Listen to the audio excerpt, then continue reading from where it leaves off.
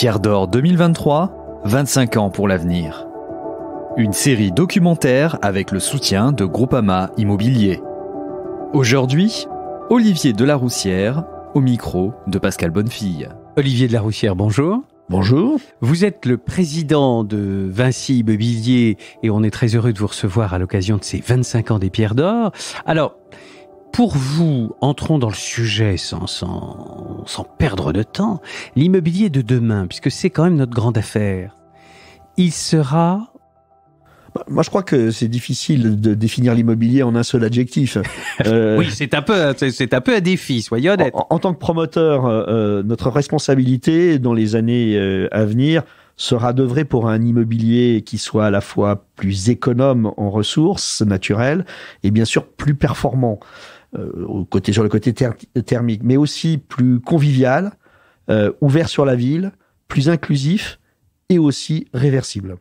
Donc il y avait beaucoup d'adjectifs, mais au fond, ils sont assez complémentaires les uns et les autres. Oui, absolument. Non, mais moi, une chose est sûre, l'immobilier se doit d'être responsable, tant en matière de développement durable que d'usage. Il faut une mixité d'usage qui doit se concrétiser à l'échelle d'une rue, d'un groupe de bâtiments ou d'un quartier, ce qui est encore meilleur. Oui. Les bureaux, quant à eux, ils doivent être pensés comme de véritables lieux de vie. Les logements, eux, pour tous, évolutifs et dotés de tous les services partagés, le plus de services partagés pour favoriser, encore une fois, le vivre ensemble. Et bien sûr, que ce soit les hôtels ou les commerces, ils doivent être attractifs et bien placés. Oui, ça reste une règle relativement générale. Et à mon avis, la règle ça dure. Voilà, ça durera l'emplacement. Oui, mais quand même, parlons un peu de l'immobilier de bureau spécifiquement, puisque c'est vraiment la question des Pierres d'Or. Comment cet immobilier de bureau de demain, vous l'imaginez ou vous le concevez actuellement, puisque c'est vous qui le construisez? Alors, je crois qu'on a été tous très bousculés par le nouveau rapport au travail des jeunes générations. Oui. Et même vous parliez de lieu de vie là à l'instant. Et même des anciennes. Hein, oui. Pas... Même moi le vieux, j'ai évolué. Je le suis aussi, il n'y a pas de problème. Et aussi par la crise sanitaire, bien sûr. Qui a redéfini les modes de collaboration. Moi, je crois que très clairement, le bureau, il doit être ouvert sur la ville et repensé pour faire du bien. C'est quand même une révolution, ça, me semble. Hein. C'est une manière de concevoir un peu autrement, tout de même. Hein. Absolument. Je pense que les back-office avec des centaines de gens alignés, ça fonctionnera plus. Je suis intimement convaincu que l'immobilier de bureau restera en fait un lieu... central pour les salariés. C'est un lieu de rencontre, de partage d'idées, et où les équipes se croisent, se forment, s'enrichissent. Mais moi, je pense que ni le flex-office, ni le télétravail n'ont signé l'arrêt de mort du bureau. Ah, j'aime bien entendre ça. Moi. Mais plutôt, je suis d'accord. Oui, je le pense sincèrement. Je pense que il y a une profonde transformation.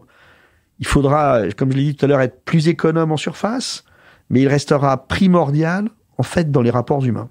Et au fond, se retrouver, c'est pas mal. Nous nous retrouvons dans un studio et ça ne serait pas la même chose, vous voyez, si on enregistrait en Teams ou en Zoom, Olivier. Ça, j'en suis absolument persuadé. J'en suis convaincu aussi.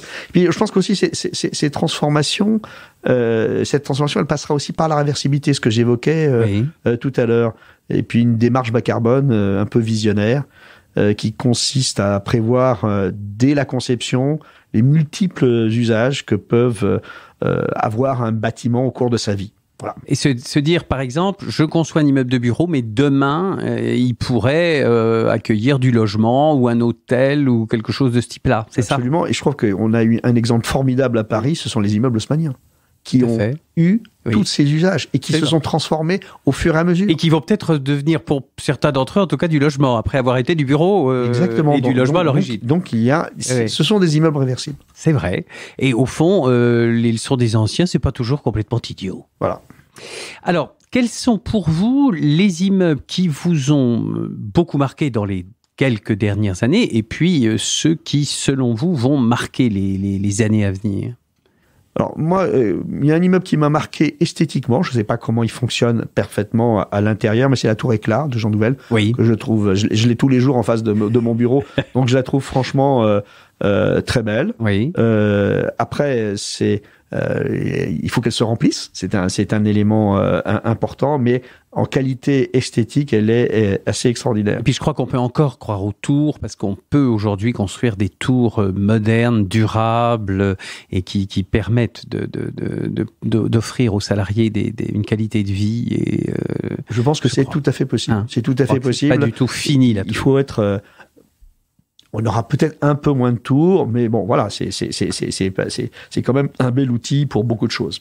Deuxième immeuble que j'ai trouvé aussi assez intéressant par la mixité d'usage, c'est bien sûr le projet de Morland.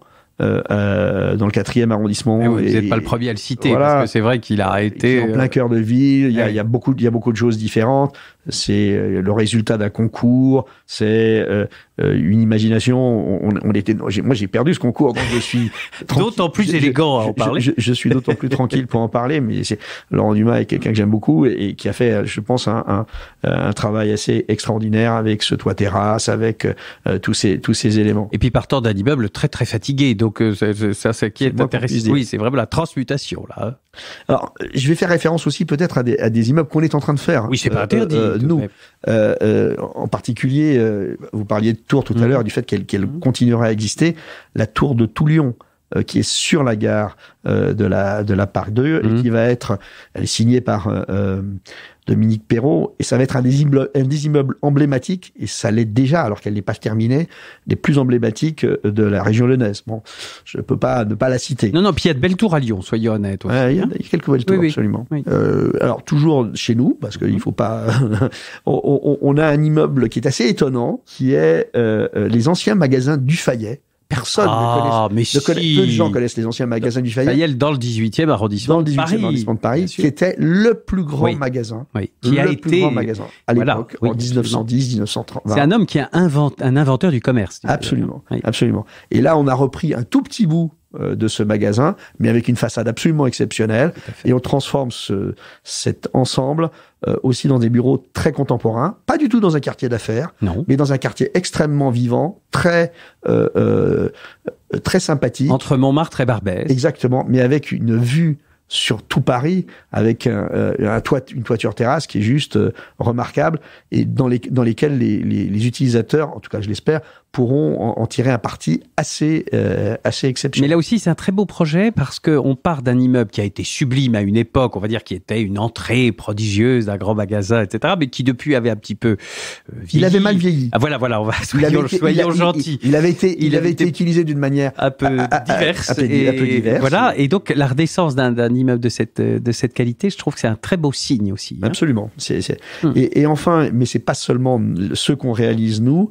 Je pense que toute l'expérience qui est faite en ce moment dans le village des athlètes à Saint-Denis est une expérience assez impressionnante. Nommée aux Pierres d'Or. Oui, c'est exact, merci. Est une expérience assez intéressante et assez extraordinaire, en fait, d'une réversibilité à grande échelle. C'est-à-dire que c'est pas 1000 mètres carrés qu'on rend réversible, c'est des milliers, voire des dizaines de milliers de mètres carrés qu'on rend réversible. Et donc je pense que, et en plus c'est sur une friche, enfin en ce qui nous concerne, notre partie à nous est sur une ancienne friche industrielle qui était et moi je suis, comme vous le savez peut-être, un porteur du ZAN. Oui, je tiens zéro artificialisation nette, et je suis vraiment un porteur du. Vous y êtes engagé. On s'est très engagé, puisqu'on a décidé d'être ZAN en 2030, c'est-à-dire qu'avec 20 ans d'avance sur la réglementation. Dans le village des athlètes, je crois que ça sera un très beau sujet. Moi, ce qui me fascine aussi, c'est que parfois en France, on peut accélérer les procédures quand l'État se décide et qu'il veut bien accepter. Bien curieusement, là, tout d'un coup, grâce à une loi miracle, on peut aller beaucoup plus vite et accélérer beaucoup les choses, qui prouve que c'est possible. Oui, tout à fait. Ça a été une très bonne chose. Mais c'était la seule façon d'arriver à livrer à l'heure, voire en avance. On vous le souhaite. On ira visiter avec passion le village des athlètes. Je pense que ça vaudra vraiment la peine de le faire. J'en suis sûr. Alors, tous ces très beaux projets, Olivier de la Roussière, il nous pousse, en tout cas moi, il me pousse à être optimiste. Pour vous, quelles sont les raisons aujourd'hui, en 2023, dans ce secteur de l'immobilier qui souffre par ailleurs, hein, ne soyons pas complètement dans la folie, mais regardons les choses en face. Mais pourquoi faut-il être optimiste aujourd'hui? Moi, je suis d'abord d'un naturel optimiste, mais objectivement, aujourd'hui, on traverse une crise. On a traversé une crise sanitaire, on a traversé une crise des matériaux, on a crise sur crise, pour être assez précis. Je crois que on va vivre encore un moment difficile. Le seul problème, c'est la durée de ce moment. Mais encore une fois, il y a beaucoup d'usages, il y a beaucoup de besoins qui s'expriment, et je pense que la qualité de vie en ville et reste fondamentale pour l'ensemble des citadins. C'est quelque chose de très important. Il y a une amélioration de cette qualité de vie qui rend optimiste sur la façon. Il faudra sans doute passer ce mauvais moment. C'est un moment difficile, mais on le passera comme on a passé. Moi, j'ai malheureusement une expérience assez longue. On a passé on a passé pas mal de crises. Et celle-là va être une crise sympathique, assez compliquée, mais elle sera passée, elle sera surmontée. Et puis, ce qu'il faut reconnaître aussi, alors là, je parle plus de logement, c'est qu'il reste quand même un grand besoin de logement en France. Bien sûr. Et donc, plus que jamais. Et moi, j'ai peur à l'envers qu'on va découvrir bientôt qu'on va être en pénurie de logement. On est en train de le découvrir, oui, hélas. Et là, il va falloir mettre les bouchées doubles. Voilà, il va falloir rattraper. Et si on veut être de qualité, il va falloir le faire de manière intéressante, etc. Puis de toute façon, nous, Vinci Immobilier, on est un promoteur solide, on est lié à un groupe, on saura tenir nos engagements, tant vis-à-vis de nos clients que des collectivités. Voilà, donc. Puis est-ce que ces moments de crise sont pas aussi les bons moments, d'abord des opportunités, et puis aussi des modifications de comportement, d'idées, tout ce que vous évoquiez au début de cet entretien? C'est le bon moment, au fond. C'est un très bon moment. Nous, on est en train de faire un plan stratégique en ce moment, en se disant comment est-ce qu'on va aborder à la fois cette crise, à la fois le devenir de la boîte pour demain, et qu'est-ce qui va être fondamental. Et je crois que c'est ce que j'ai cité en répondant à votre première question pour l'immobilier de demain. Enfin, moi, j'y crois beaucoup, et je pense qu'il y a énormément de choses à faire, et que pour des jeunes qui rentrent dans ce secteur, ou pour des un peu plus, des gens qui ont 40 ans, etc., c'est un moment fantastique, difficile, mais fantastique. Alors, pour ce moment fantastique, nous, on va le célébrer le 22 juin prochain pour le 25 ans des Pierres d'Or, en pensant à l'avenir. Alors, pourquoi faut-il être là le 22 juin, selon vous? Je pense que les Pierres d'Or, d'abord par leur initiateur, et ensuite par tout ce qu'ils représentent, c'est un moment très fort, c'est quelque chose de très sympathique, de convivial. Les gens sont peut-être déçus, mais et d'autres contents, et d'autres très contents. Bien et sûr. Ça, c'est la vie. Oui. Et je pense que c'est un moment pour la profession qui est un moment aujourd'hui incontournable, et depuis des années. Eh bien, nous nous donnons donc rendez-vous le 22 juin. Et puis, je signale que vous êtes nommé dans la catégorie promoteur, cher Olivier de la Roussière. Donc, je vous donne rendez-vous le 22 juin pour le grand moment des Pierres d'Or et des 25 ans des Pierres d'Or. Merci à vous. Merci. Pierres d'Or 2023, 25 ans pour l'avenir. Une série documentaire avec le soutien de Groupama Immobilier.